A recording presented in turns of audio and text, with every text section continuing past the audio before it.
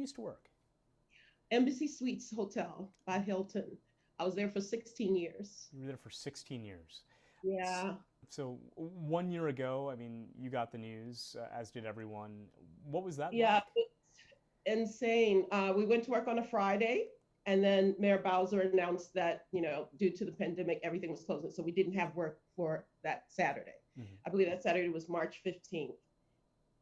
And we haven't been at work since. Our hotel is still closed. Your hotel's still closed. What is it like for you? The hotel is open, but the restaurant is closed. Oh, yeah, the All the restaurant bar restaurant, there. right. I was the head bartender there, so Yeah. all the restaurant is closed. Could you imagine this at the time? Did you think this would go on for a year? You take things for granted. You always think, I've been working since I was 14 years old. You always think you'll have a job, you'll always be able to pay your rent.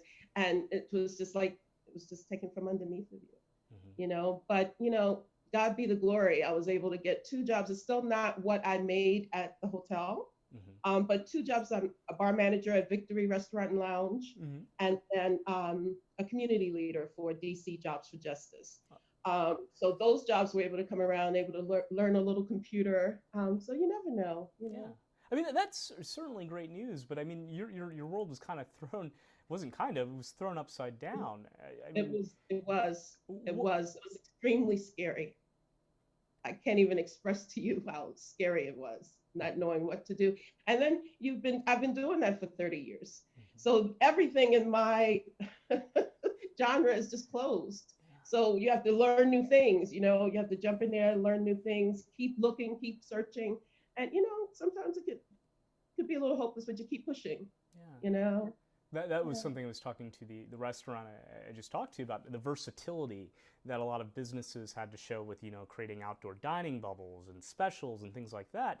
But on the worker side, I mean, you had to be versatile, and you said you're learning new skills and things like that. Yes, Uh, you had to. You had to, because still all the restaurants are closed, and then there's so many of us out of work. So you can imagine how much competition it is out there. So yeah, learning new skills and doing new things. how Yes. much do you miss that job, though? I missed that job because I had benefits. I was a union worker. So we were actually paid. We were the highest paid bartenders in the city.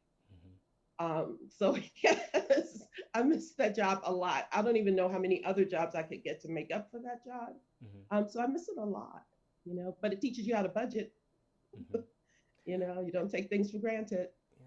I mean, tell me, I mean, luckily you have two jobs. You were telling me you're learning new skills, but some of your friends, your fellow coworkers, what are they going through right Um, I guess they're going through the same thing. I mean, I have one friend. She opened up a restaurant. I mean, it's kind of little hidden glories, because now? sometimes you become complacent Mm-hmm. and you don't reach out. Who knows? Somebody started a business. You know what I mean? You don't do those kind of things when you have that salary coming in and you're doing the same thing day in and day out. Mm-hmm. So you never know where you'll end up, and just be grateful to be alive, be grateful to have shelter. Could have ended up the other way, and the landlords are very patient. I used to fight for, fair housing, fair rent. They've been very patient, with the laws that we passed and everything, so that you're not evicted. Mm-hmm. It's But very scary. how hard has it been for you to keep up with things like rent? Very hard, very hard. Because of course there's unemployment, but if you have a job, and depending on your hours, they'll cut you off, and that's what they did to me. So it's very difficult. It's very scary, but you just keep being persistent, Mm-hmm. keep the faith. I asked you what it was like this time last year when that order came down. Tell me, a year from now, what do you think things will be like for you?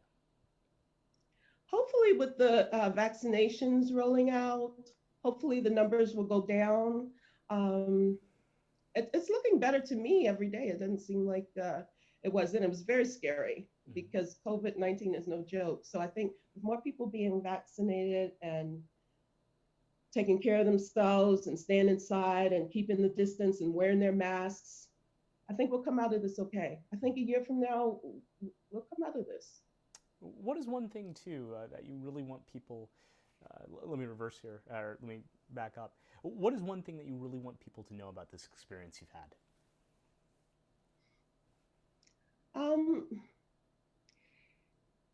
just that, you have to be grateful. You have to appreciate everything.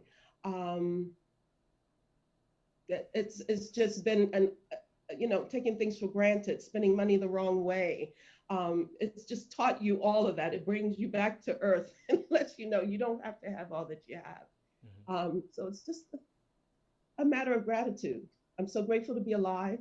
I'm so grateful to have, my daughter went through the same thing in the airline industry. So grateful that, she's gotten her jobs and everything together. So it's a lot to be grateful for.